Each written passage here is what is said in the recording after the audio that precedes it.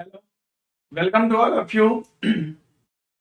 आज का सेशन होगा हम लोग का SSC CGL mains public CHSL, मतलब मेंस के एग्जाम और सीएचएसएल के लिए मैं कंबाइंड मॉक टेस्ट आपको करा रहा हूं। जो बच्चे सीएचएसएल देना है उनके लिए भी यूजफुल है, जिनको एसएससी मेंस देना है उनके लिए भी यूजफुल है।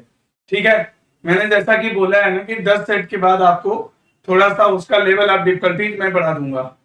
तो आइए चलते हैं, शुरू करते हैं हम लोग।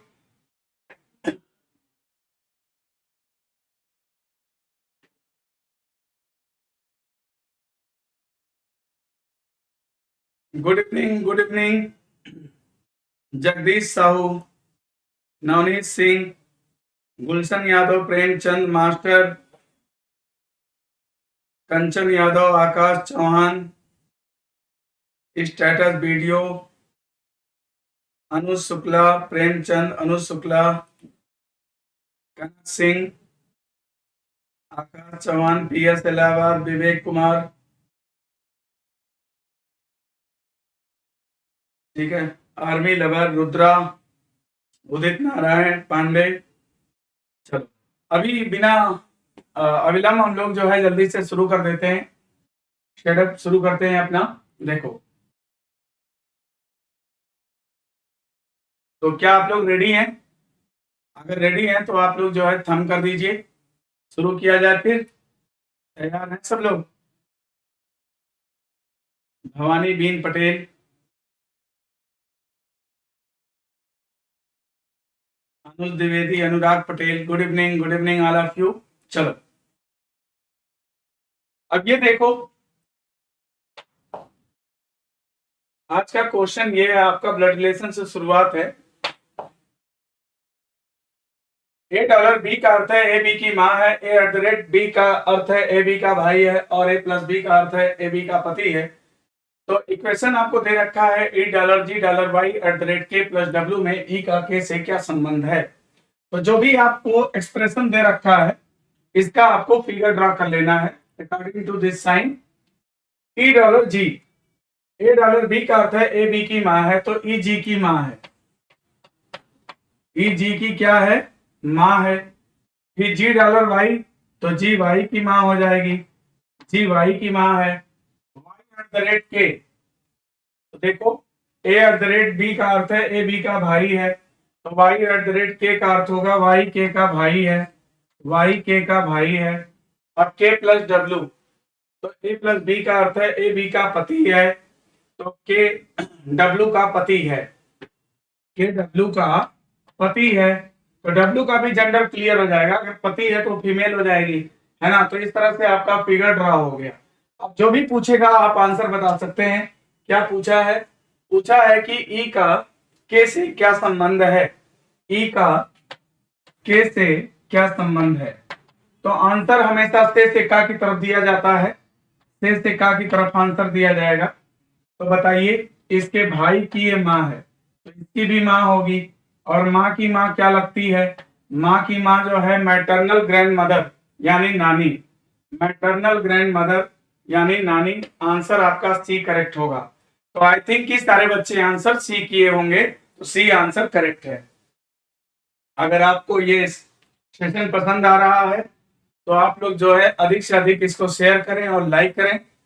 ठीक है, आपकी मैं प्रिपरेशन सीएचएसएल और एसएससी मेंस को ध्यान में रख के चल रहा हूं।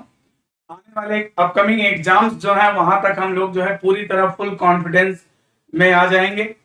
ठीक है, तो चलो, सबका आंसर सी होना चाहिए, सी करेक्ट आंसर है। ओके, अगला क्वेश्चन करें, अगला क्वेश्चन करें। चलो, अब देखो, ये आपका अगला सवाल आता है।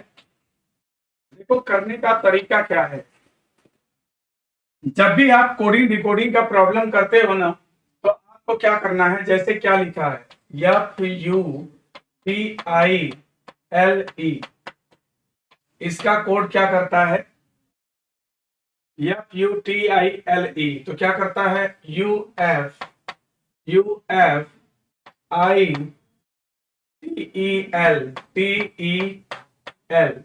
ठीक है, तो अभी आपको एग्जाम का जो अप्रोच होगा उसे कैसे करना है। जो भी आपका क्वेश्चन दिया है ना, कोड को उसके तुरंत नीचे लिख लिया करो और लिख करके देखो क्या हो रहा है। इसमें आपको जो स्पेलिंग आपको ओरिजिनल वर्ड की है वही कोड के साइड में दिखाई दे रही है, मतलब पोजीशन पर आधारित सवाल है। तो देखो क्या हुआ, इसमें जो है ग्रुपिंग चेंज किया गया है, ग्रुपिंग चेंज कर दिया गया है। तो आप भी क्या करोगे, ग्रुपिंग चेंज कर दोगे, आंसर आ जाएगा। आपको पूछा है कॉर्टेक्स को क्या लिखेंगे, तो ओ सी है ना, टी आर, और फिर क्या होगा, एक्स ई, एक्स ई, ये आपका आंसर बन जाएगा। ओ सी टी आर एक्स सी, ओ सी टी आर एक्स ई, यानी आंसर आपका सी होगा, है ना जी। आंसर आपका क्या होगा, सी। तो आई थिंक कि आप लोग भी आंसर बना लिए होंगे, इसका आंसर सी होगा। भवानी दीन पटेल आप बी बता रहे हो, बेटा बी कहां से आंसर आ गया आपका, इसमें ग्रुपिंग चेंज कर दिया गया है, कोड के साइड में लेटर वही है, सिर्फ उनके स्थान बदल गए हैं। तो जैसे स्थान को चेंज करा वैसे आपको कर देना है। आंसर इसमें सी करेक्ट आंसर है। अफसर अली भी आ चुके हैं, रोहित पटेल प्रयागराज, श्रुति सिंह भी आ चुकी हैं, सभी लोग आ गए, सत्या कुमार, ठीक है, प्रेमचंद। अब आप लोग थोड़ा वीडियो को और अधिक से अधिक शेयर करो ताकि और भी बच्चे आ जाएं, ठीक है। अगला क्वेश्चन देखो, क्वेश्चन नंबर 3 की बात किया जाए, इसमें क्या कहता है, इसमें कहता है if in a certain language code, आपको दे रखा है N E R D S. तो देखो एग्जाम का जो अप्रोच है, आपको कोड को तुरंत उसके नीचे लिखना है। कोड क्या है, Q B U G V. अब देखो लॉजिक क्या इस्तेमाल हो रहा है, 14 3 17 प्लस 3 हुआ, -2, माइनस इसमें क्या किया, -3 कर दिया, फिर देखो 18 3 21 प्लस 3 किया, फिर देखो 4 3 7 प्लस 3 किया, फिर देखो 19 3 22 प्लस 3 किया। तो देखो अगर अल्टरनेट अगर ये कोडिंग होती तो +3 -3 +3 -3 +3 -3 होती, मगर अल्टरनेट तो इसने किया नहीं है। अगर अल्टरनेट नहीं किया है तो इसमें वावेल कॉन्सोनेंट की भी लॉजिक लगाया जा सकता है। कैसे कि अगर ये कॉन्सोनेंट है तो +3 करता है, अगर वावेल है तो -3 करता है, कॉन्सोनेंट है तो +3 करता है, कॉन्सोनेंट में +3 करता है, +3 करता है। तो मतलब इनकी लॉजिक क्या है कि जो कॉन्सोनेंट है उसमें +3 ऐड करना है, जो वावेल है उसमें से -3 करना है। अब जो सवाल आपसे पूछा है वहां आ जाओ, इनको पूछा है तो +3 करेंगे एफ आएगा, +3 करेंगे 12 3 15 का मान हो आएगा, -3 करेंगे क्योंकि वावेल है तो यल आ जाएगा, फिर +3 करेंगे भी आ जाएगा, -3 करेंगे भी आ जाएगा, +3 करेंगे तो 20 3 23 का डब्ल्यू आ जाएगा। तो F O L V V W, F O L V V W, देखो कहीं है क्या, यस, इसका भी आंसर हैट्रिक हो गया। 3 क्वेश्चन में लगातार आंसर सी सी मिला, ठीक है। तो आंसर इसका भी सी करेक्ट है। जिन बच्चों ने आंसर दिया उनका आंसर सी करेक्ट है। मास्टर का सी, उदित नारायण पांडे का सी, अजय कुमार भारती डी दे रहे हैं, बेटा गलत है तुम्हारा आंसर, डी कहां से आ गया, है ना। इसमें भवानी दीन पटेल, तो चलो इस बार तो सी बताए हैं। आकाश यादव नमस्ते, कमलेश कुमार, अफसर अली, प्रेमचंद, करिश्मा यादव, सबका आंसर सी है, राइट। ठीक है, आप लोग थोड़ा मैं और शेयर कर दो यार सेशन को, और भी शेयर कर दो। आज 100 पार जाना है, ठीक है, लाइव चैट 100 के पार ले जाना है, ठीक है। अगला देखो, अगला क्वेश्चन क्या बोलता है, क्वेश्चन नंबर 4 देखो, कहता है P R E S E N T present को कोड करता है, क्या करता है, 795105552। अब ये देखना है भाई कि लेटर का कोड डिजिट में किया है, लेटर टू डिजिट वाली वैरायटी है। तो सबसे पहले इसकी नंबरिंग कर दिया जाएगा, 16 18 5 19 5 14 20, ये लॉजिक है। अब देखो नंबरिंग करते ही तुम्हें समझ में आने लगेगा क्या इसमें लॉजिक क्या इस्तेमाल किया, single letter for single digit code, मतलब 6 1 7 हो गया, 8 1 9 हो गया, सिंगल डिजिट है तो 5 का जस का तस लिखेंगे, 9 1 10 हो गया, फिर 5 को जस का तस लिखा गया, 4 1 5 हो गया, और 2 और 0 जोड़ा तो 2 हो गया, मतलब single letter for single digit code किया गया है। जो भी पूछेगा बता दिया जाएगा। आपसे पूछता है स्टेट, स्टेट का कोड क्या होगा, तो देखिए 19 है, 20 है, 1 है, 20 है, 5 है, इनका कोड हमारा बनेगा 9 1 10 2 0 2 1 2 0 2 5, मतलब आंसर बनेगा 102 125 102 102 125। अगर ऑप्शन में देखा जाए तो 102 125 आंसर आपका डी करेक्ट हो जाएगा। तो इस क्वेश्चन में आंसर आपका डी होगा। वेरी गुड, मास्टर का भी आंसर सही है। और अमेरिका के आईएएस अभी कोई नहीं है, तुम ब्लॉक हो जाओगे, बता दे रहे हैं, अभी कोई नहीं दिखी। किसको देखना चाह रहे हो भाई, आंसर करो तुम। Karan Yadav D, Raju Yadav D, PS Allahabad D, Karan Yadav D, Udit Narayan, सबका आंसर सही है, सारे बच्चों का आंसर सही है। अब अगला क्वेश्चन करते हैं। ये देखो, ये देखो क्वेश्चन, इस क्वेश्चन को मैंने ट्रिक बताया आपको कैसे करना है। इस क्वेश्चन को करने के लिए बेटा आपको क्या करना है कि जो कॉमन लेटर होंगे ना पहले उनको डिलीट कर दो।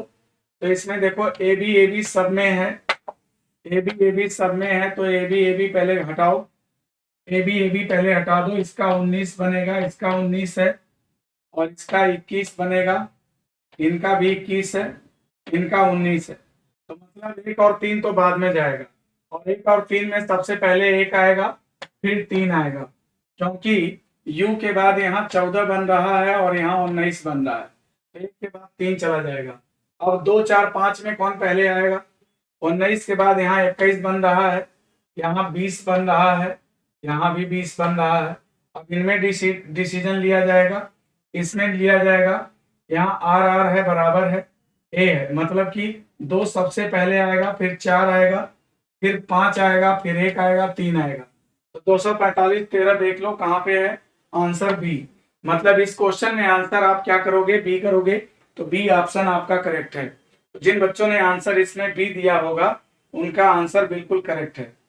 ठीक है, सुशील का, करिश्मा यादव का, सूर्य प्रकाश तिवारी, अफसर अली, सबका आंसर। सूर्य प्रकाश कैसे हो तुम, आंसर बी करेक्ट है। ठीक है, सत्यम AK47 बी करेक्ट है, सबका आंसर बी है। अगला क्वेश्चन चलो भाई, थोड़ा आप लोग तेजी से बढ़ाओ, अभी 48 लोग हुए हैं, मुझे 100 के पार चाहिए।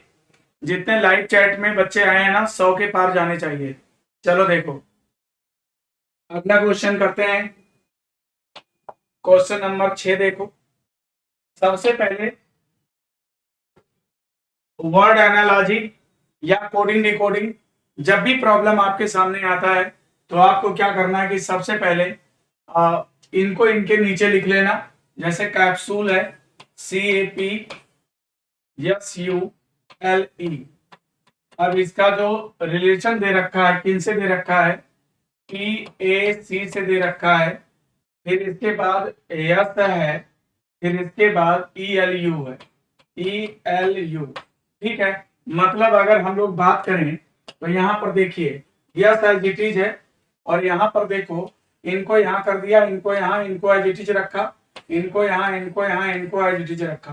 तो जो लॉजिक आपने देखा वही लॉजिक इस्तेमाल करना है। तो अगर हम लोग यहाँ पर बात करें तो यहाँ पर जो बीचों बीच है वो तो जस का तस रहेगा। ठीक है, और देखो यानी यहाँ आ जाएगा, और आपका आई जो है जस का तस रहेगा, है ना, आई आपका जस का तस रहेगा।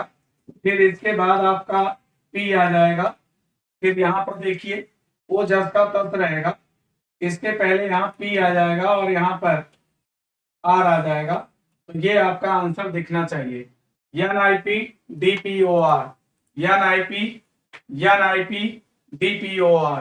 DPOR, यानी आंसर आपका क्या बनेगा, सी बनेगा। तो दोस्तों कभी भी वर्बल एनालॉजी अगर आती है ना, तो इसमें आपको क्या करना है कि इनके नीचे जो रिलेशन वाले हैं उनको नीचे लिख करके तब देखना, बहुत जल्दी सॉल्व कर पाओगे। तो आंसर इसमें क्या हो पाएगा, सी। तो सारे बच्चों का आंसर सी करेक्ट है। वेरी गुड, संख्या बढ़ रही है, यानी 55 आप लोगों ने पहुंचा दिया। Thank you so much all, है ना।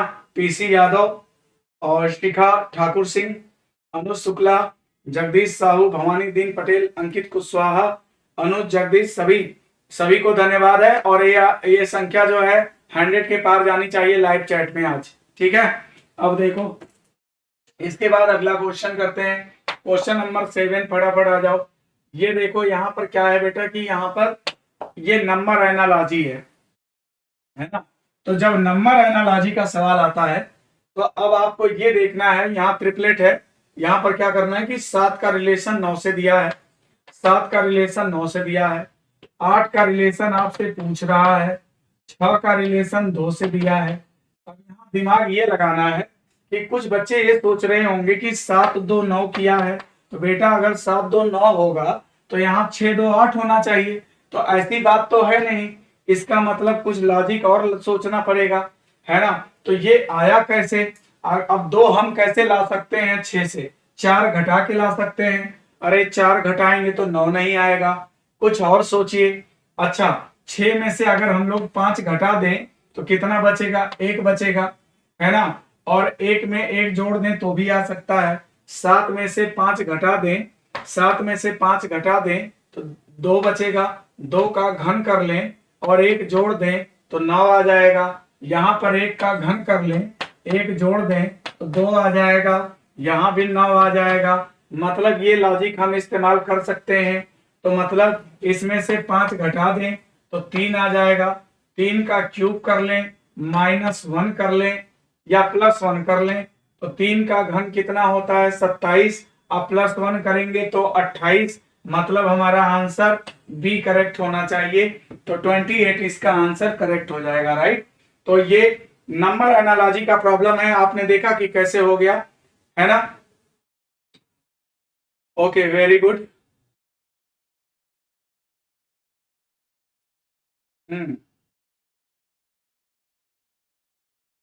ठीक है ना, 28 राइट आंसर है।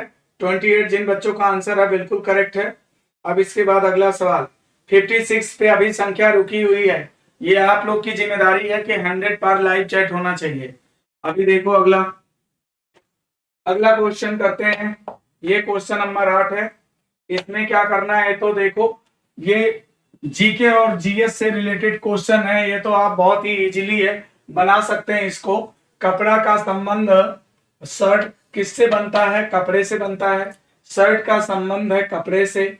Shirt is related to clothes, यानी कि क्लॉथ से बनता है शर्ट। यानी बाली किससे बनता है, गोल्ड से बनता है। तो ये तो सबको पता होना चाहिए। तो आंसर बी करेक्ट होगा। तो बी ऑप्शन करेक्ट है। जिन बच्चों ने भी बी दिया उनका आंसर करेक्ट है, ठीक है। प्रयागराज, शिखा ठाकुर, श्रुति, आकाश यादव, सत्यम AK47, ओपी गेमिंग, हाँ सभी का आंसर सही है, ठीक है। बिल्कुल वेरी गुड। अगला मिलना चाहिए। तो अब देखो 18 और 16 जोड़ दिया जाए। 18 और 16 अगर जोड़ोगे 24 हो जाएगा। और 18 और 16 का डिफरेंस कितना होता है, 16 2 18, 24 दूना 48 होगा, 160 नहीं बनेगा।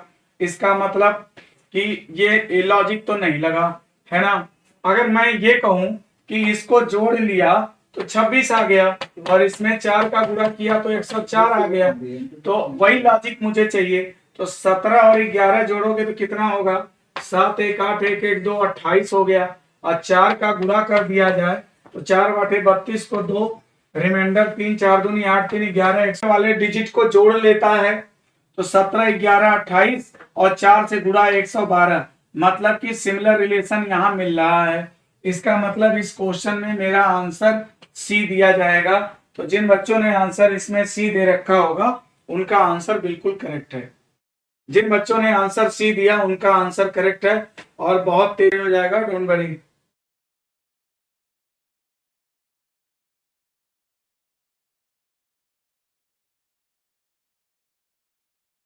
बस अभी अभी हो जाएगा, डोंट वरी, रुक जाओ। हो नहीं रहा, मोबाइल मेरी भी है ना, तो चल नहीं रहा इसमें, नेटवर्क प्रॉब्लम है, बस 2 मिनट रुक जाओ, अभी सही हो जाएगा एकदम। बोले हूँ चलने लगा सर, अभी तो हो गया ना, चलने लगा ना भाई, अभी सही है, मैं बिल्कुल सही हूँ, मैं बिल्कुल सही हूँ, आप बताओ, आप कैसे? क्या बोला सुशील ने? लड़का भेजते रहे हैं। अरे जब तक लड़का भेजेगा क्या फर्क? सही है सर। सही है, मोबाइल से सर तो थोड़ा छोड़ देता है कभी कभी। अभी तो सही है ना, बोले भाई आंसर बोलो, सही है ना? अतुल सिंह, मैं बिल्कुल ठीक हूँ बेटा।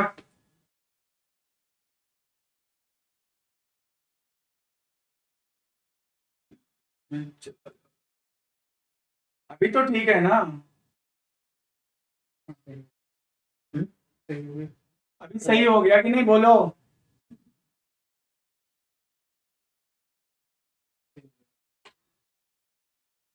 सही हो गया, बोला सब नहीं।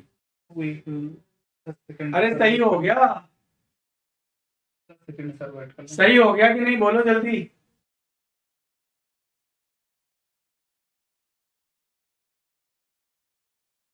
सही हो गया ना? Okay okay, well well well, चलो अगला करते हैं। ये देखो अगला क्वेश्चन देखो, ये क्वेश्चन क्या है, 3 5 8 11, तो 3 2 5, 5 3 8, 8 3 11, और इसका कितना है 5, तो मतलब 2 है 3 3 3, अगर मान लो यहाँ पे 5 का डिफरेंस होता तो यहाँ पर 15 होना चाहिए, अगर यहाँ 15 होता तो देखो इसके पहले भी कुछ रहा होगा, तो दो दो दो का डिफरेंस, फिर 3 3 का डिफरेंस, फिर 5 5 का डिफरेंस, यानी आंसर आपका 15 आना चाहिए। देखो पहले दो दो का डिफरेंस, फिर 3 3 का डिफरेंस, फिर 5 5 का डिफरेंस हो जाएगा, यानी आंसर आपका 15 बनेगा, तो आंसर इसका डी करेक्ट है, डी करेक्ट आंसर है, ठीक है, आंसर डी करेक्ट होगा, पहले दो का डिफरेंस, भाई सीरीज है ना, तो सीरीज के पहले भी कोई डिजिट रहा होगा, यानी पहले दो का डिफरेंस है, मान लो इसके पहले एक रहा होगा, तो देखो एक रहा होगा, तो दो दो दो का डिफरेंस, 3 3 का डिफरेंस, 5 5 का डिफरेंस, चला दो आ जाएगा, आंसर इसका डी करेक्ट होगा। शिव नारायण, डी आंसर सही है। अगला क्वेश्चन देखो, ये देखो 12वां सवाल, फटाफट बनाओ जल्दी से, इस क्वेश्चन को बनाइए जल्दी से, क्या होगा सभी लोग करो जल्दी बताओ। यहां पर 89 है, 84 है, 82 है, 79 है, 75 है, 74 है, और 68 है। आगे आपको बताना है, तो सबसे पहले आपको क्या करना है, डिफरेंस लेना है, अगर इसका डिफरेंस लिया जाए तो बताओ कितना आएगा, 9 में से 4 गया 5, इसका अंतर कितना आएगा 2, इसका कितना आएगा 3, और इसका कितना आएगा 4, तो 5 2 3 4, फिर कितना आएगा 1, फिर कितना आएगा, तो देखो कोई ऑर्डर नहीं है, हम लोग अगर डिफरेंस ले रहे हैं तो कोई भी ऑर्डर हमें दिखाई नहीं दे रहा है, इसका मतलब कि ये पैटर्न तो नहीं चलेगा। जब आपको सीधा सीधा डिफरेंस लेने से कोई ऑर्डर दिखाई नहीं दे रहा, तो आपको क्या करना पड़ेगा, अल्टरनेट सीरीज चला दो। अल्टरनेट कैसे चलाओगे, इसका संबंध इससे ऐसे चला दो, ठीक है, तो इसका डिफरेंस लोगे, 9 में से 2 गया तो कितना -7, इसका कितना आ जाएगा -7, इसका कितना आ जाएगा -7, अगर एक एक छोड़ करके सीरीज अल्टरनेट चला दिया जाए तो 7 7 का डिफरेंस बन जाएगा, है ना, और इसमें देखो कितना बन जाएगा माइनस कितना 5, ठीक है, और इसमें कितना बन जाएगा, कितना बन जाएगा -5, इसका मतलब कि -5 होना चाहिए, तो -5 74 में से घटा दो, तो कितना आ जाएगा 69 आना चाहिए, तो ऑप्शन में देखो 69 है क्या, तो आंसर डी करेक्ट है। मतलब बेटा इस सीरीज में क्या है कि अल्टरनेट सीरीज चलाना है। अल्टरनेट सीरीज चलाने पर जो ऑड नंबर की सीरीज है उसमें 777 कम हो रहा है, और जो इवन नंबर की सीरीज है उसमें 555 कम हो रहा है। तो इसमें आंसर आपका बन गया 69। ठीक है, आंसर डी करेक्ट है। चलो अगला क्वेश्चन करते हैं, सब लोग देखो जल्दी से। ये देखो अगला सवाल है,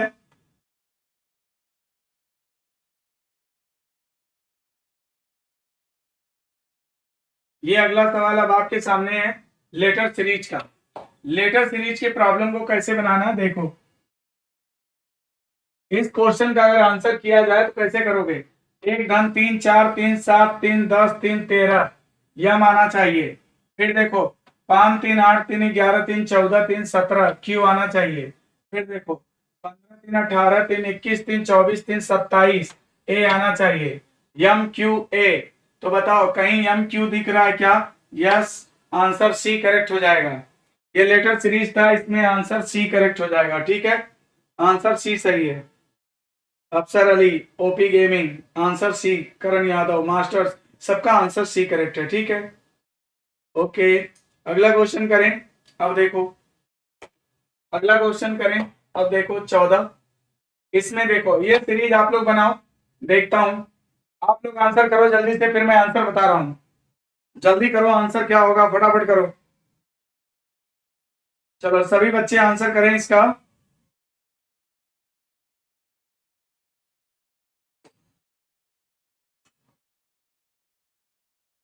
सभी बच्चे आंसर करें जल्दी से, क्या होगा देखो।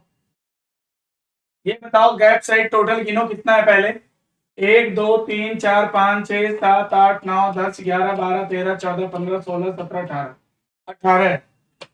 और 18 में कितने का बनेगा? 3 और 6 का ग्रुप बनेगा। अब ये देखो कि number of variety of letter कितना यूज किया है। के का यूज किया है, एच का किया, ए का किया, ओ का किया, आर का किया। तो ये बताओ कितने हो गए? 1 2 3 4 5। वेरिएबल्स इसके ज्यादा हैं तो 6 6 में बांट लो।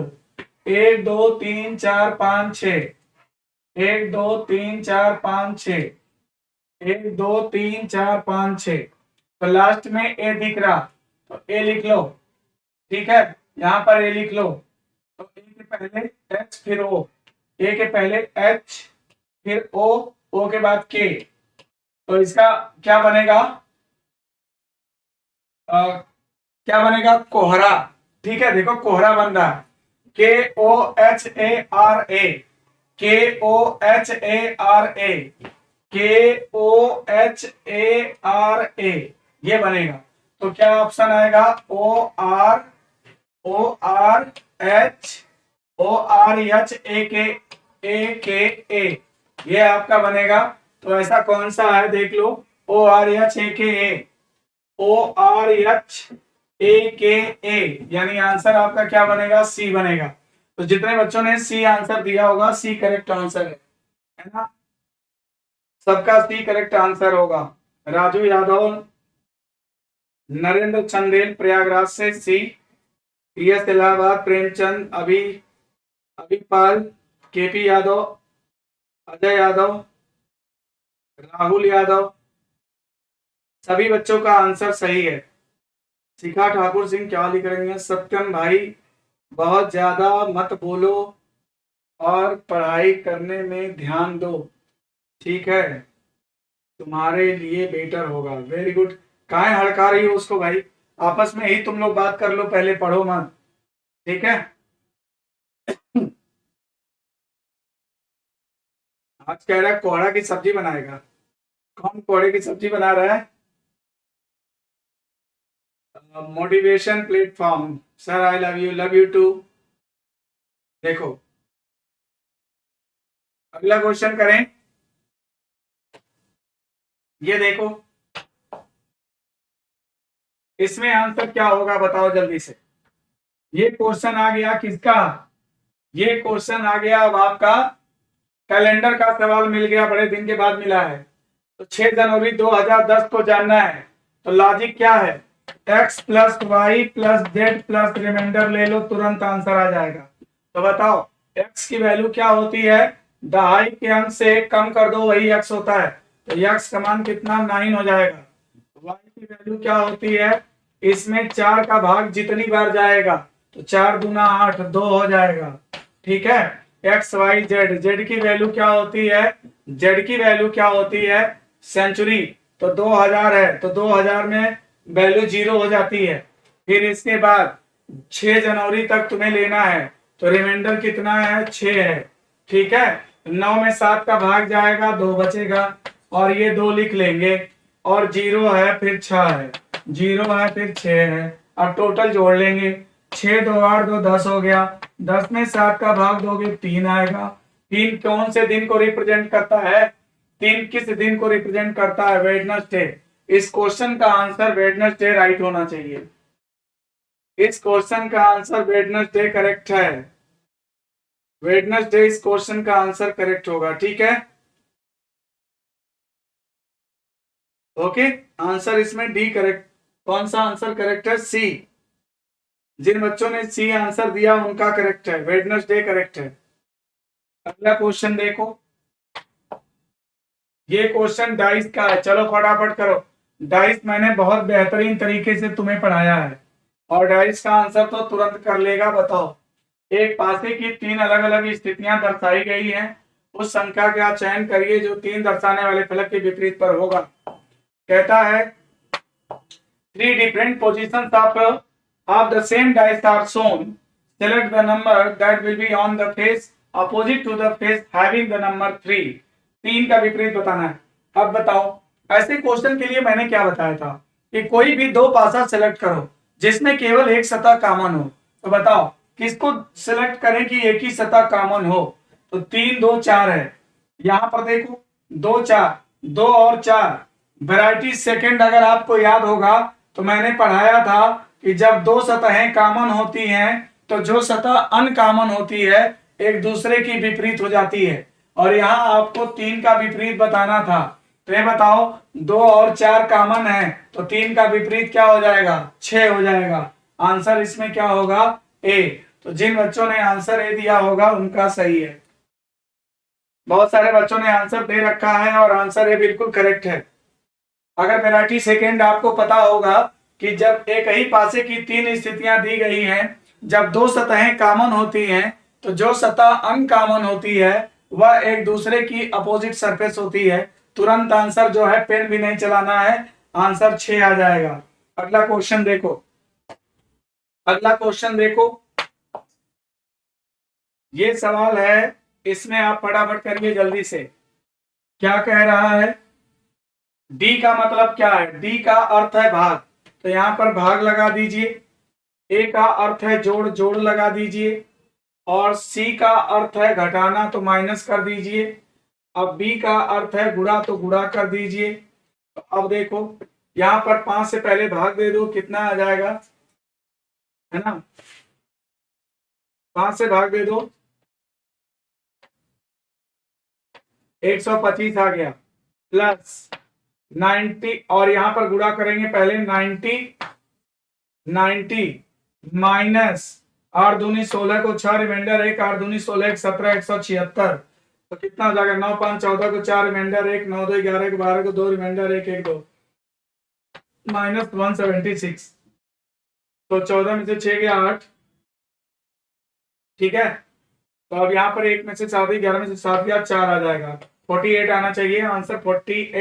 48 तो कहीं दिख नहीं रहा यार, कहीं मिस्टेक हो गया क्या, एक बार फिर से चेक कर लो।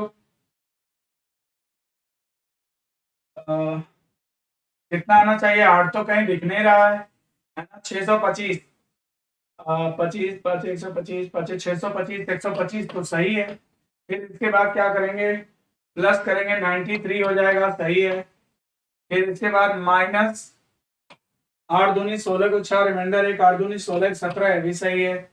तो ये कितना हो जाएगा, 5 3 8 हो जाएगा, 9 2 11 को 1 रिमाइंडर 1 1 1 218 में से 176 घटाना है, कितना आएगा, 2 आ जाएगा, 42 आएगा। यानी कि ऑप्शन सही है, सी करेक्ट है। कहीं मेरे से ही गलती हो गई थी कैलकुलेशन में, आंसर इसमें 42 आएगा, सही आंसर है, राइट। वेरी गुड, आप लोग का आंसर बिल्कुल सही है। 75 तक आपने चैट को पहुंचा दिया, 100 पहुंचा दो। देखो जल्दी से, और थोड़ा सेशन को लाइक वाइक मार दो जल्दी से, है ना। और देखो इसके बाद क्वेश्चन नंबर 18 देखो क्या है। इस क्वेश्चन को सभी लोग बनाओ जल्दी से, देखें तो बनाओ, देखते हैं कितने लोग सही कर लेते हैं, फटाफट करो। चलो सभी बच्चे जल्दी से इसको सॉल्व करने की कोशिश करें। ये देखो LMNO PQR परिवार एक कॉलोनी के एक पंक्ति में बने घरों में रह रहे हैं। अच्छा, Q और O M के पड़ोसी हैं। Q और O M के पड़ोसी हैं। Q और O M के पड़ोसी हैं। फिर कहता है L और N P के पड़ोसी हैं। L और N P के पड़ोसी हैं। यदि O L का निकटतम पड़ोसी हो, O L का निकटतम पड़ोसी है, L और N P के पड़ोसी हैं, P के पड़ोसी हैं, तो कितने लोग थे? 2 2 4 2 6 लोग थे, बैठ गए। हाँ, ओ एल का निकटतम पड़ोसी नहीं है। ओके, तो यहाँ पर थोड़ी सी मिस्टेक हुई है। ओ एल का निकटतम पड़ोसी नहीं है तो एन को इधर कर दो, एल पी। यल और एन पी के पड़ोसी है, यल और एन पी के पड़ोसी हैं। ये देखो क्या सारी बातें सही हो गई। परिवार में कुल मिला के 6 लोग हैं। परिवार एक कॉलोनी के पंक्ति में बने घरों में रहता है। क्यू और ओ एम के पड़ोसी हैं। ये देखो क्यू और ओ एम के पड़ोसी हैं, दोनों पड़ोसी हैं इनके। फिर कहता है यल और एन पी के पड़ोसी हैं, बिल्कुल पड़ोसी हैं। कहता है यदि ओ एल का निकटतम पड़ोसी नहीं है, ओ जो है यल का निकटतम पड़ोसी नहीं है, बिल्कुल। तो दिए गए विकल्पों में से कौन क्यू का निकटतम पड़ोसी है? क्यू का निकटतम पड़ोसी एम बनेगा। आंसर इसमें सी करेक्ट है। तो जिन बच्चों ने आंसर सी दिया उनका आंसर करेक्ट है। इस क्वेश्चन में आंसर सी करेक्ट होगा, राइट। ये आपका जो है अरेंजमेंट का सवाल था। करिश्मा यादव, अभिपाल, उदित नारायण, सबका आंसर सी करेक्ट है, राइट। अगले क्वेश्चन पे करें, अगले क्वेश्चन पे चलें। ये देखो इस क्वेश्चन को करो जल्दी से, ये भी लग रहा है अरेंजमेंट का ही सवाल है। एसएससी भी अब जो है पजल पूछने लगा है। पहले एसएससी के एग्जाम में पजल नहीं आती थी, अब पजल आ रही है। अब देखो 8 लड़के PQRSTUVW एक वृत्ताकार मेज के चारों तरफ, वृत्ताकार मेज ले लो, इसके चारों तरफ एक दूसरे से समान दूरी पर मेज के केंद्र की ओर मुख करके बैठे हैं, लेकिन उनका इसी क्रम में होना अनिवार्य नहीं है। यश पी के ठीक सामने बैठा है, तो पहले पी को बैठाओ, यश को सामने कर दो। यश पी के ठीक सामने बैठा है, जिसके शब्द हमेशा बाद वाले के लिए लगेगा, तो पी के लिए लगा है। जिसके ठीक बगल में यू बैठा है, पी के बगल में कौन है? यू बैठा दो। अब कहता है यू बैठा है, यू और आर बैठे हैं। ओके, आर को भी बैठा लो। जिनके ठीक बगल में यू और आर बैठे हैं, याद रखना कि जरूरत पड़ी तो यू और आर की जो पोजीशन और ट्रांसफरेबल है, इनको हम बदल भी सकते हैं। फिर कहता है टी वी के ठीक बगल में बैठा है, टी वी के ठीक बगल में बैठा है। अच्छा, टी और वी को साथ में बैठा लेंगे, कोई बात नहीं। अभी क्या कहता है ना, और जो यस के दाहिनी ओर ठीक बगल में, जो शब्द हमेशा बाद वाले के लिए लगता है तो भी के लिए लगा है। जो यस के दाहिनी ओर ठीक बगल में बैठा है, तो वी यस के दाहिने के लिए एंटी क्लॉक चलोगे, तो यहाँ पर भी को बैठा लो। यस भी के दाहिने बगल में हो गया। और ये भी बोला है कि टी भी के ठीक बगल में बैठा है, तो टी यहाँ पे आ जाएगा, टी भी बैठ गया, है ना। जो यस के ठीक दाहिनी ओर बगल में बैठा है, क्यू टी के ठीक सामने बैठा है, क्यू जो है टी के ठीक सामने बैठा है, क्यू को यहाँ बैठा लो। अब क्या कहता है, और आर उसके ठीक बगल में नहीं बैठा है, क्यू ठीक है। अब एक काम करना पड़ेगा बेटा आपको, कि हमने कहा था ना कि आर और यू का जो प्लेस है वो ट्रांसफरेबल है, तो आर की जगह यू बैठा लो, यहाँ आर कर दो, सारी समस्या खत्म। अब पूरा क्वेश्चन पढ़िए, अगर ये सेटिंग सही है तो पूरा क्वेश्चन एग्जिस्ट करेगा यहाँ पे। ये देखो अब क्या कहता है, 8 लड़के PQRSTUVW एक वृत्ताकार मेज में एक दूसरे से समान दूरी पर केंद्र की ओर मुख करके बैठे हैं, लेकिन उनका इसी क्रम में होना अनिवार्य नहीं है। Not necessarily that is same in order. फिर कहता है यस पी के ठीक सामने है, यस पी के ठीक सामने है, बिल्कुल। फिर क्या कहता है, जिसके ठीक बगल में यू बैठा है, तो जिसके शब्द का इस्तेमाल हमेशा बाद वाले के लिए होता है, तो पी के ठीक बगल में यू होना चाहिए। हाँ, जिसके ठीक बगल में यू बैठा है। अच्छा, ठीक बगल में यू बैठा है, क्या बोला था, यस पी के ठीक सामने बैठा है, यस पी के ठीक सामने बैठा है, और जिसके ठीक बगल में यू बैठा है, तो जिसके माने किसके, पी के ठीक बगल में यू होना चाहिए। तो ये देखो यू है ना, यही तो है यू, ठीक बगल में यू बैठा है। अब क्या कहता है, जिसके ठीक बगल में यू और आर बैठे हैं, जिसके ठीक बगल में यू और आर बैठे हैं, बिल्कुल यू और आर बैठे हैं, देख लो, पी के बगल में यू और आर बैठे हैं। फिर कहता है टी भी के ठीक बगल में बैठा है, ये देखो टी भी के ठीक बगल में बैठा है। फिर क्या कहता है, जो यस के, जो माने कौन, हमेशा बाद वाले के लिए प्रयोग होता है, यानी भी के लिए प्रयोग किया गया है, जो क्या यस के ठीक दाहिनी ओर है, तो ये देखो यस के ठीक दाहिनी ओर भी बैठा हुआ है, बिल्कुल। अब क्या कहता है, क्यू टी के ठीक सामने बैठा है, बिल्कुल ठीक सामने बैठा है। फिर क्या कहता है, और आर उसके ठीक बगल में नहीं होना चाहिए, इसीलिए मैं आर को हटा के इधर कर दिया, आर इसके ठीक बगल में नहीं बैठा है। इस जानकारी के आधार पर निम्न प्रश्नों का उत्तर दो, कौन सा कथन सही है।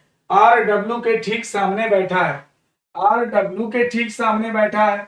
अब भाई डब्ल्यू की पोजीशन, डब्ल्यू के बारे में कुछ बोला नहीं गया है, तो इसका मतलब कि डब्ल्यू इधर आ जाएगा, डब्ल्यू यहां आ जाएगा। अच्छा, और क्या कहता है, यस और यू डब्ल्यू के ठीक बगल में बैठे हैं, यस और यू डब्ल्यू के ठीक बगल में बैठे हैं, गलत बात है, ये तो गलत है। क्यू और यू एक दूसरे के बगल में नहीं बैठे हैं, क्यू और यू यहां तो बगल बगल बैठे हैं, ये भी गलत बात है। टी भी के ठीक बगल में बैठा है, टी भी के ठीक बगल में बैठा है, लेकिन आर के बगल में नहीं बैठा है, ये भी गलत बात है। टी भी के भी बगल में, आर के भी बगल में है, इसका मतलब ये भी बात गलत है। तो भाई आंसर इसमें ए करेक्ट होगा, आर डब्ल्यू के ठीक सामने बैठा है, बिल्कुल डब्ल्यू के ठीक सामने आर बैठा है, आंसर ए करेक्ट है। तो जो बंदे आंसर ए दिए हैं उनका आंसर करेक्ट है, ठीक है। जिन बच्चों ने आंसर ए दिया उनका आंसर बिल्कुल करेक्ट है, बिल्कुल। अभी पाल समझा रहे हैं, पढ़ाई कर लो। किसको समझा रहे भाई, बाड़मेर की धरती से, बाड़मेर की धरती से सवाई राम। अरे वाह, बहुत दूर से हो बेटा तुम, बाड़मेर की धरती से। मैं तुमसे बात करना चाहता हूं, ये बताओ, बाड़मेर की धरती से यानी राजस्थान से आप हो? चलो चैट करो, बताओ राजस्थान से पढ़ रहे हो क्या आप? ठीक है, राजस्थान से पढ़ रहे हो आप। अगला देखो, अगला क्वेश्चन देखो, ये देखो अगला सवाल करते हैं 20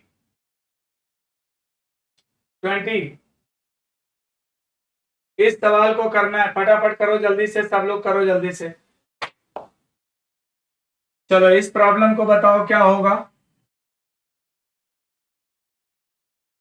इस प्रॉब्लम को बताइए जल्दी से क्या होगा, सभी बच्चे करें।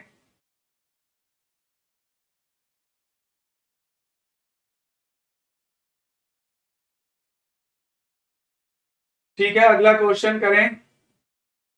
सुशील प्रयागराज से अभी, चलो जल्दी करो। नरेंद्र चंदेल प्रयागराज से, अच्छा प्रयागराज से हैं तो बाड़मेर क्यों लिख रहे हैं?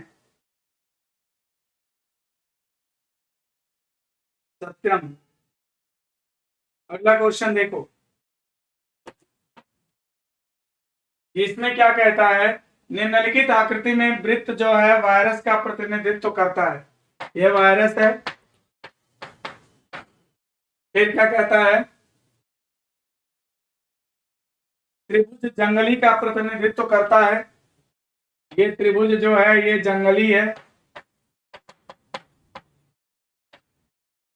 फिर क्या कहता है, पंचकोण जो है स्वस्थ का प्रतिनिधित्व करता है, ये स्वस्थ है।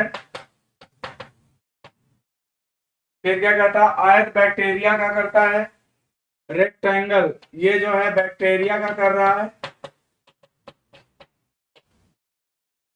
फिर क्या कहता है, वर्ग जानवर का प्रतिनिधित्व करता है, ये जानवर का करता है। अब क्या पूछ रहा है देखो, उस संख्या का चयन करें जो जंगली जानवरों का प्रतिनिधित्व करता है जो बैक्टीरिया से संक्रमित है।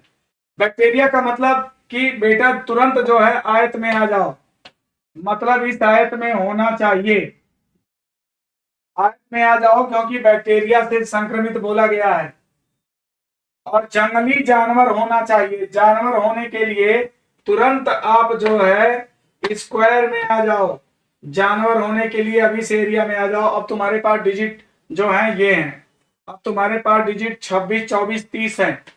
अब क्या कहता है, जंगली जंगली होना चाहिए, जंगली होने के लिए त्रिभुज में आ जाओ और त्रिभुज में केवल तुम्हें मिलेगा क्या, 26 मिलेगा, 26 मिलेगा तो आंसर 26 करेक्ट हो जाएगा।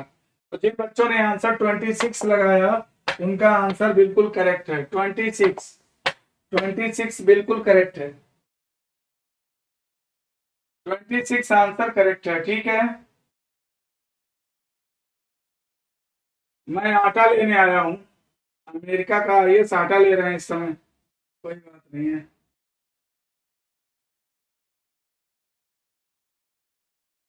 ठीक है, अगला क्वेश्चन करें, चलो अगला क्वेश्चन देखो, अगले क्वेश्चन में आ जाओ, ये आ जाओ, ये आपका मनपसंद टॉपिक है, सिलॉक्स का क्वेश्चन करना है। चलो जल्दी से बनाओ, इतना बेहतरीन मैंने तुम्हें सिलॉक्स पढ़ाया, दो मेथड से पढ़ाया है, 6 and 16 and Venn diagram both. तो इसका तो तुरंत आंसर कर सकता है, तो एग्जाम में जल्दी करना है तो हम लोग वेन डायग्राम ही यूज करेंगे। ऑल बर्गर्स आर केक्स, ये तुम्हारे बर्गर आ गए, कुछ लोगों के मुंह में पानी आ गया होगा बर्गर और केक का नाम सुन के। ऑल बर्गर्स आर केक, ये रहा केक, ठीक है। सम स्वीट्स आर फ्रूट, अब देखिए बर्गर और केक से कोई रिलेशन नहीं दे रहा है, ऑल स्वीट्स आर बर्गर, तो ऑल स्वीट्स आर बर्गर, ये आपका स्वीट आ गया रेड से, ऑल स्वीट आर बर्गर, ठीक है, ये बर्गर का है और ये केक का है और ये स्वीट है। अब कहता है सम स्वीट्स आर फ्रूट, तो ये देखिए स्वीट का कुछ हिस्सा फ्रूट है, तो फ्रूट इसे बाहर से भी कट कर सकता है और स्वीट फ्रूट जो है इसे बाहर से भी कट कर सकता है और अंदर से भी कट कर सकता है, फ्रूट यहां भी हो सकता है। अब जरा चेक करिए कंक्लूजन क्या है, some fruits are burger, some fruits are burger, fruit अगर स्वीट है तो बिना बर्गर हुए तो स्वीट होगा नहीं, यानी सही है। सम केक आर स्वीट, ऊपर से नीचे आते समय मैंने तुम्हें बताया था कि ओनली सम निकलता है, अंदर से बाहर जाने पर ऑल सम दोनों निकलता है, यानी ये भी करेक्ट है, both will be correct. Conclusion first and second both will be correct, both the conclusion follows, यानी आंसर बी करेक्ट है, बी ऑप्शन करेक्ट है, सबका करेक्ट है, बी करेक्ट है। ठीक है, अगला क्वेश्चन करें, सभी लोगों ने सही करा इसका आंसर।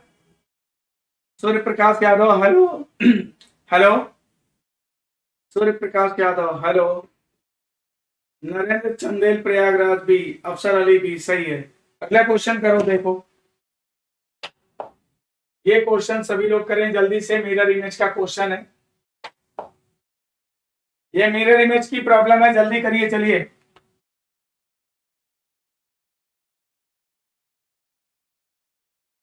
अब देखो मिरर इमेज में क्या होता है, मिरर इमेज में याद रखना, मिरर इमेज में क्या होता है, हॉरिजॉन्टली चेंज होता है, वर्टिकली नो चेंज, और क्रम रिवर्स हो जाता है, जो सबसे लास्ट में उसका इमेज सबसे पहले बनेगा, तो यहाँ पर 8 आना चाहिए और फिर 6 आना चाहिए ऐसे, फिर 3 आना चाहिए ऐसे, मैच करा लो, और यहाँ पर जब 3 का बनेगा तो पलट जाएगा, 9 का मिरर इमेज ऐसे बनेगा और 8 तो ऐसे ही रहेगा, तो अब मिला के देख लो, 8 और 3 ऐसे होने चाहिए और 6 और 9 3 8, यही सही लग रहा है।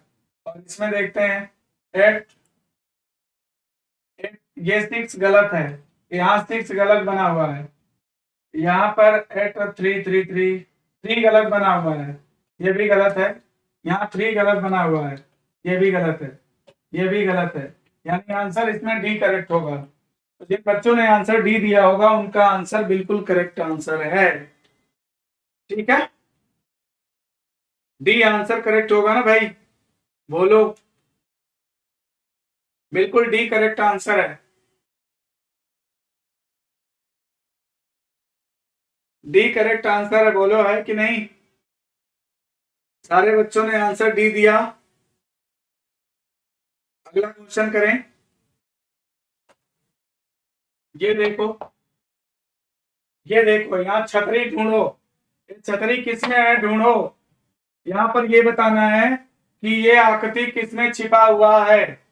भाई देखो, ये छतरी इसमें तो नहीं छिपा है, टेढ़ा भी है, थोड़ा टेढ़ा भी होना चाहिए। छतरी ऐसे है, ढूंढो किसमें है। तो इसमें नहीं है, इसमें भी नहीं है, इसमें भी नहीं है।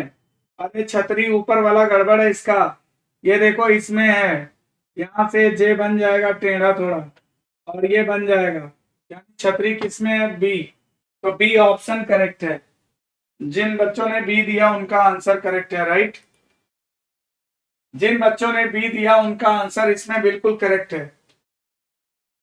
अरे बहुत लोग गलत भी दे रहे हैं भाई। ए ओ कहाँ दे रहे हो? ये देखो, ये छतरी इसका ए में कहाँ होगा? ए ऐसे बनाया हुआ है, तो ऐसे कहाँ है?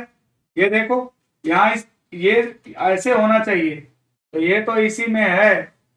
ठीक है, ये देखो यहाँ पर बनेगा, तो बी करेक्ट आंसर है। अगला देखो, ये देखो अगला सवाल देखो। ये सीरीज है। सीरीज को कैसे चलाया जाता है मैं आपको बताता हूं। जैसे देखो, यहां पर ये आयत है। आयत क्या करता है? पहले बॉक्स की तुलना दूसरे बॉक्स से करो, जो चेंज नजर आए उसे पहले में मार्क करो। अब देखो, आकृति जो है 1 स्टेप चली, यहां पर आ गई, 90 डिग्री घुमा दो, 90 डिग्री घूम गए। फिर देखो, अब दूसरे की तुलना तीसरे से करो, और आकृति देखो 1 स्टेप चली और 90 डिग्री घुमा दो, ऐसे हो जाएगी। फिर आकृति देखो यहाँ चलेगी 1 स्टेप और 90 डिग्री घूम जाएगी। तो याद रखना कि तुम्हारा आयत ऐसा होना चाहिए, यहाँ पे होगा, ऐसा होगा। तो यहाँ ये आउट और ये भी आउट। अब तुम्हारा आंसर कंफर्म है इन दोनों में। अब देखो कोई और आकृति ले लो, त्रिभुज को ले लो। Rotates by 90 degree clockwise, rotates by 90 degree clockwise, rotates by 90 degree clockwise. तो देखो ये 90 डिग्री घूमेगा क्लॉकवाइज, तो ऐसे होना चाहिए। तो ऐसा किसमें है? ये भी आउट। अब तुम्हारा आंसर क्या बचा? डी। तो आंसर तुम्हारा डी करेक्ट है। सारी फिगर को पढ़ने की जरूरत भी नहीं है। ठीक है ना, आंसर डी करेक्ट है।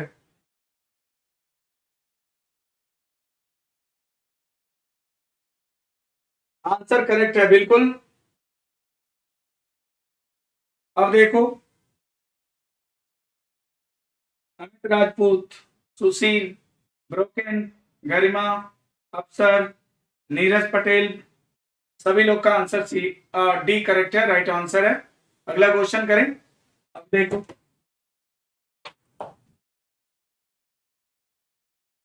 ये पेपर कटिंग फोल्डिंग का सवाल है। चलो सभी करो जल्दी से।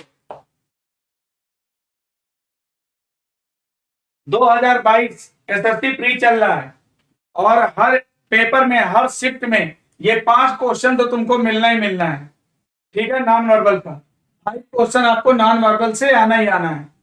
तो देखो इसमें क्या करता है, इसमें इस पेपर को पहले इधर मोड़ दिया, बस इस पेपर को एक बार डायगोनली खोलना है।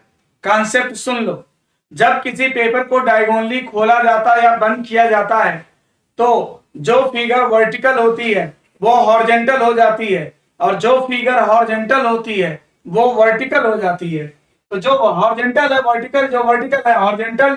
तो करो, अब ये देखो, अब ये क्या होगा कि ये जो फिगर है यहाँ पर ऐसे बनेगा, देखो ऐसे, और ये जो है वर्टिकल हो जाएगा, देखो ऐसे वर्टिकल।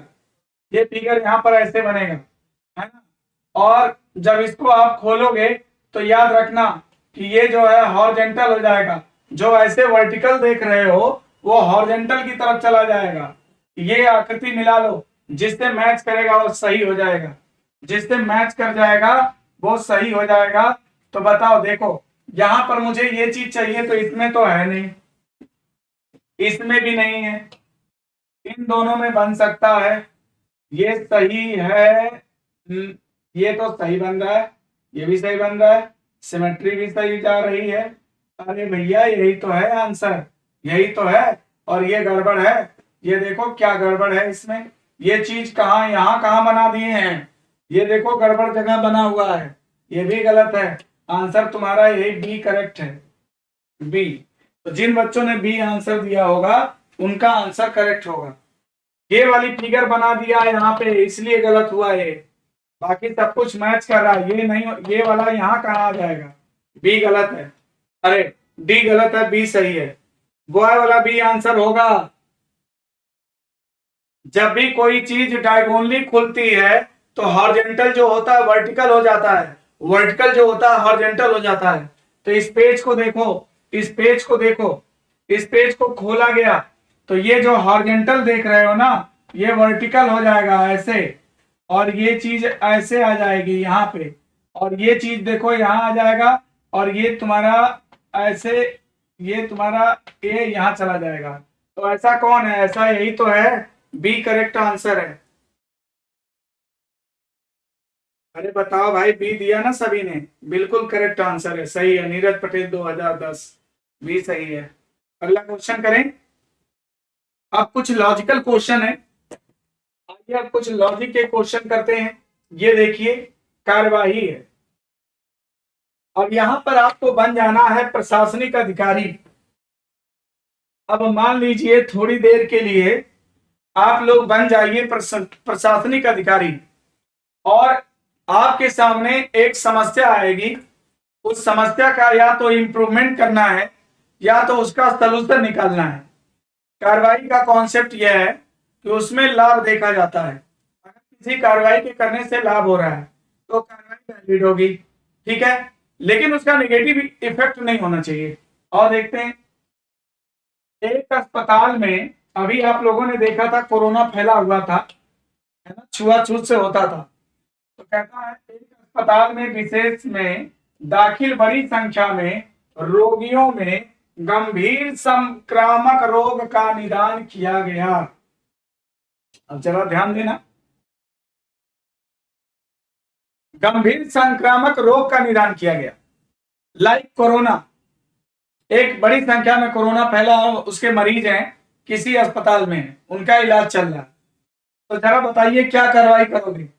रोग के फैलाने के खतरे को देखते हुए इन रोगियों को तत्काल अस्पताल से छुट्टी दे देना चाहिए।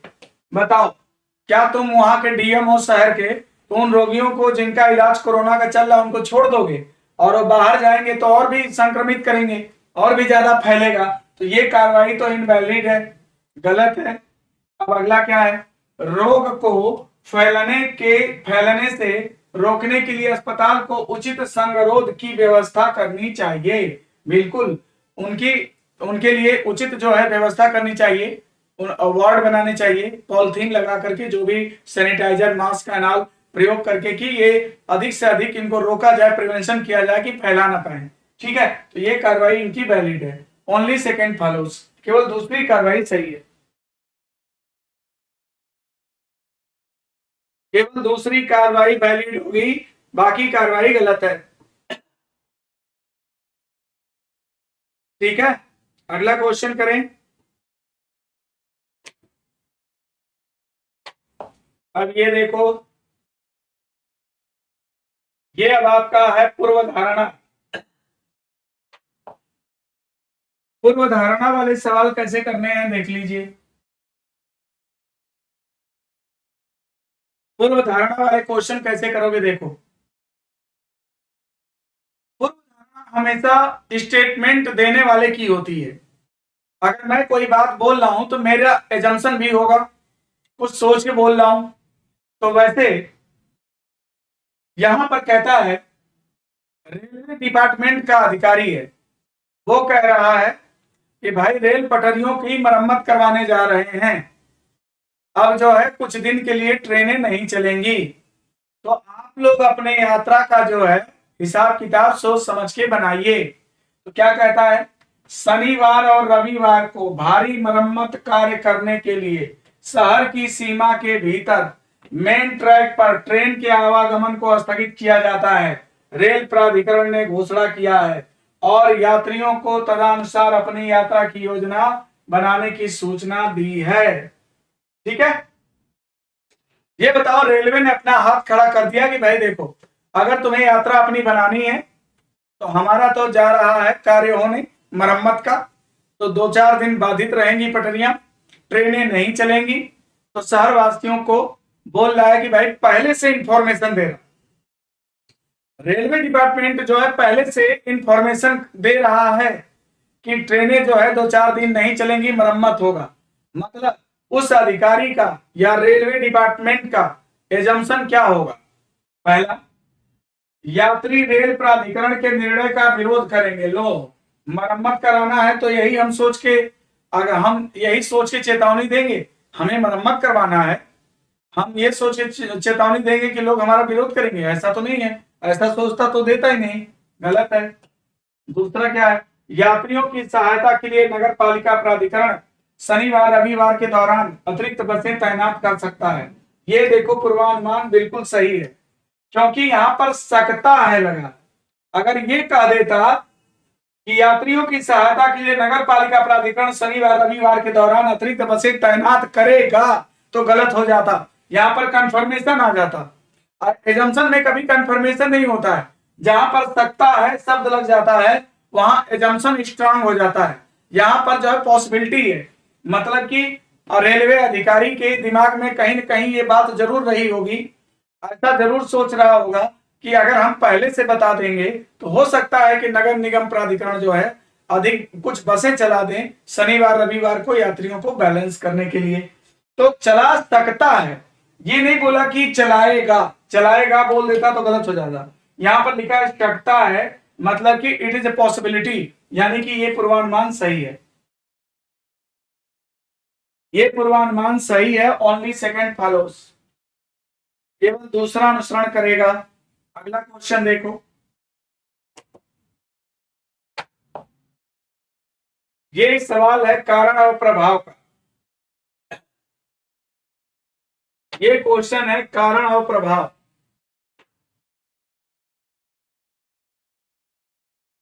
कारण और प्रभाव के क्वेश्चन को कैसे करना है, देखो यहां पर 2 स्टेटमेंट दिया गया होता है, आपको क्या करना है कि यहां पर आपको ऑर्डर डिसाइड करना है। अगर आप इसमें ऑर्डर को डिसाइड कर पाते हो तो जो पहले आएगा वो उसका, जो पहले आएगा वो उसका काज होगा, कारण है ना, और जो बाद में आएगा वो उसका इफेक्ट होगा। तो आइए पढ़ते हैं। सरकार ने अगले शैक्षणिक वर्ष से कक्षा 9 के गणित के पाठ्यक्रम को परिवर्तन करने का निर्णय लिया है। ठीक, मतलब कि सरकार ने क्लास 9th में गणित का जो पाठ्यक्रम है उसे बदलना चाह रही है। दूसरा, राज्य के बहुत से विद्यार्थी अब अपनी पसंद के कॉलेज में दाखिला नहीं ले पाएंगे। जरा सोचो कि 9th का मैथ का सिलेबस बदलने से क्या होगा भाई, कि कॉलेज में बहुत सारे विद्यार्थी एडमिशन नहीं ले पाएंगे, कहता है कॉलेज में दाखिला नहीं ले पाएंगे। आपको लग रहा है कि 9th का मैथ का सिलेबस बदल जाएगा तो लोग कॉलेज में दाखिला नहीं ले पाएंगे, या लोग कॉलेज में दाखिला नहीं ले पाएंगे इसलिए जो है मैथ का सिलेबस बदला जा रहा है? नहीं, दोनों ही इंडिपेंडेंट हैं, दोनों एक दूसरे से म्यूचुअल रिलेटेड नहीं है, यानी दोनों अलग अलग कारणों के प्रभाव हैं। 9th का जो मैथ का सिलेबस बदला जा रहा है उसका अलग ही एक काज होगा, और जो राज्य के बहुत से विद्यार्थी अपनी मनपसंद कॉलेजों में एडमिशन नहीं ले पाएंगे उसका कारण अलग हो सकता है, ये कतई कारण नहीं हो सकता है। यानी कि दोनों ही स्वतंत्र कारणों के प्रभाव हैं, परिणाम हैं, तो दोनों अलग अलग कारणों के परिणाम हैं, यानी आंसर डी दिया जाएगा। और ये आंसर कभी नहीं बनता, सी विकल्प हमेशा गलत होता है, क्योंकि कभी भी कोई भी बात कभी स्वतंत्र कारण नहीं होती है, ठीक है, स्वतंत्र कारण कभी होता ही नहीं, यानी आंसर इसमें क्या दिया जाएगा, डी। अगला क्वेश्चन देखो,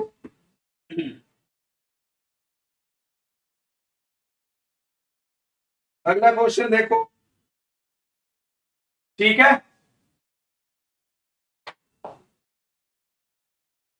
ये क्वेश्चन है आर्ग्यूमेंट।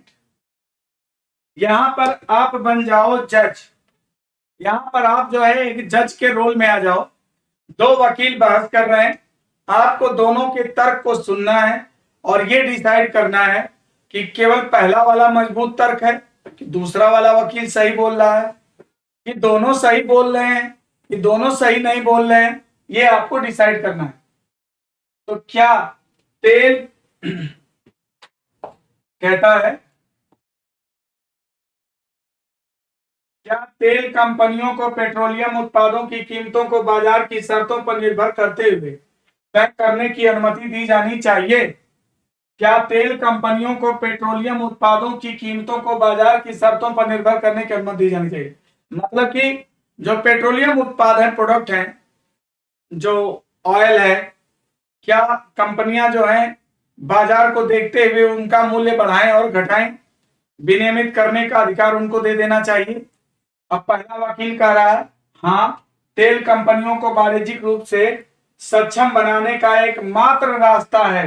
ये देखो कीवर्ड है, कहीं भी एकमात्र शब्द का प्रयोग अगर करेगा, ओनली शब्द का प्रयोग आता है तो वो तर्क गलत हो जाता है, इसको जो है वो एक्सट्रीम लेवल पे पहुंचा देता है, ये गलत हो जाएगा। तर्क जो है एकमात्र यही तरीका नहीं हो सकता, ये तर्क गलत है। अगला क्या कहता है, नहीं, कह रहा नहीं, उनको जो है मूल्य डिसाइड करने का राइट नहीं देना चाहिए। क्यों नहीं देना चाहिए, ये भी तो उसका एक्सप्लेनेशन भी देना पड़ेगा। क्या कहता है, इससे आवश्यक वस्तुओं की खुदरा कीमतों पर अतिरिक्त बोझ पड़ेगा और आम जनता को बहुत कठिनाई हो। ओहो, पेट्रोलियम प्रोडक्ट से आम आवश्यक वस्तुओं की खुदरा कीमतों पर क्या प्रभाव पड़ेगा, इसका कोई मतलब नहीं है, ये सुपरफ्लुअस है, उससे कोई लेना देना नहीं है, दोनों ही गलत हैं, यानी दोनों तर्क यहां पर मजबूत नहीं हैं।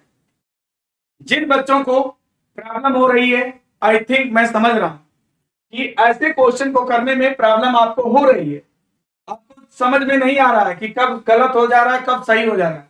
इसके लिए बेटा आपको कॉन्सेप्ट पढ़ना पड़ेगा, जब तक आप कॉन्सेप्ट नहीं पढ़ोगे तब तक ऐसे सवालों को आप नहीं कर सकते। रीजनिंग में सबसे कठिन होता है ऐसे सवालों को बनाना, बाकी dice, cube, coding, decoding, blood relation, direction, ranking सब कर सकता है, कोई प्रॉब्लम नहीं है, लेकिन लॉजिकल क्वेश्चन को करना it is a big task, ये खतरनाक है, ठीक है।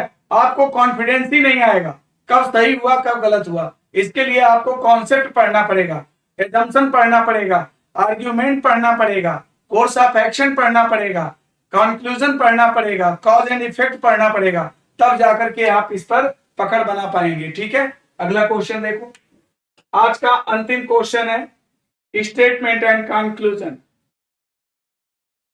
कथन और निष्कर्ष।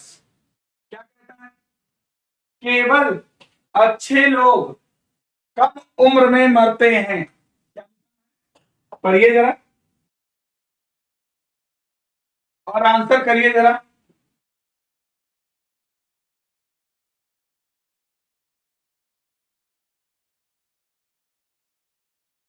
ठीक है,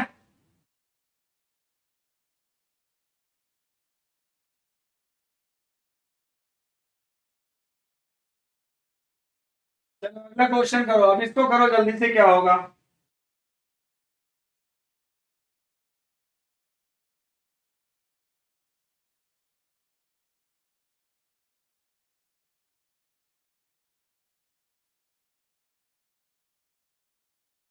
अगला क्वेश्चन देखो,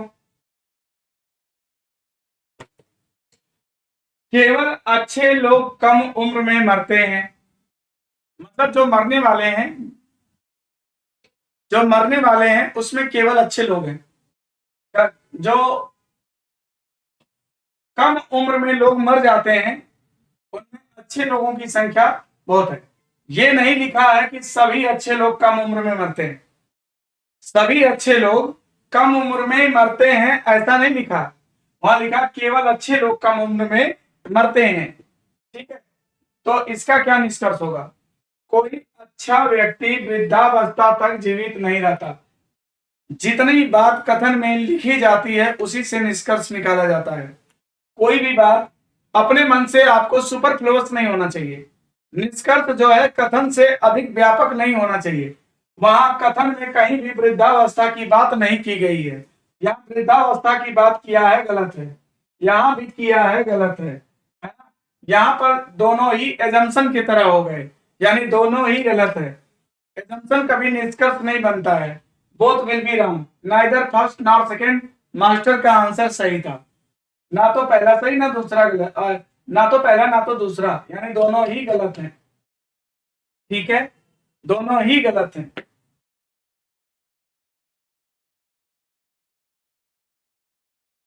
अब इसी के साथ आपको एक इंफॉर्मेशन भी देना है।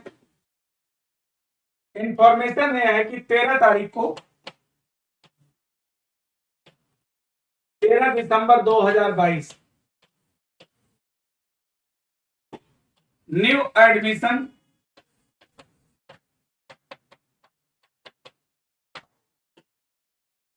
जो बच्चे CHSL के लिए, जो बच्चे SSC के लिए तैयारी करना चाहते हैं, कंबाइंड बैच यानी जिसको आप जनरल बैच बोलते हैं, जनरल बैच लॉन्च हो रहा है। जो भी बच्चे संदेश एकेडमी में अपना पढ़ाई करना चाहते हैं, ऑल सब्जेक्ट का, मैथ का, रीजनिंग का, GS का, इंग्लिश का, सब कुछ, SSC, बैंक, रेलवे या अदर कॉम्पिटेटिव एग्जाम्स, सबके लिए जो है ये जनरल बैच, आप लोग इससे परिचित हैं। बहुत सारे बच्चों ने जनरल बैच यहां से करा और नौकरी भी पाया है, प्रूव्ड है, प्रमाणित है।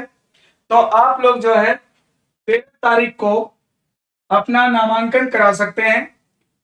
आप LD ब्रांच पे, एडमिशन ऑफिस हमारी जो है LD ब्रांच है, वहां पर आप जाकर के अपना नामांकन करा सकते हैं फॉर द जनरल बैच। ठीक है, SSC का जनरल बैच स्टार्ट हो रहा है। तो जो भी बच्चे CHSL टारगेट किए हुए हैं, आगे के जो एग्जाम्स को टारगेट किए हुए हैं, वो अपना जो है इस बैच में एडमिशन ले सकते हैं। और जो बच्चे ओनली रीजनिंग पढ़ना चाहते हैं, उनके लिए आज मेरी तीसरी क्लास थी, आज मेरा तीसरा क्लास था। जो बच्चे ओनली रीजनिंग पढ़ना चाहते हैं वो भी अपना एडमिशन करा सकते हैं, क्योंकि अभी क्लास की शुरुआत हुई है, अभी ओनली 3 डेज हुए हैं। तो जो लोग भी अपना टारगेट बैच करना चाहते हैं, और ये मेरा बैच ओनली 90 डेज का है, 90 दिन में मैं पूरी रीजनिंग खत्म कर दूंगा। तो जो बच्चे आगे का टारगेट लिए एग्जाम का, वो आकर के संपर्क कर सकते हैं। जो भी उनको परेशानी होगी, कोई दिक्कत होगी, उसको भी सोल्यूशन मेरे पास है। मैं उनसे बातचीत करूंगा, फिर उनका मैं सोल्यूशन दूंगा। ठीक है।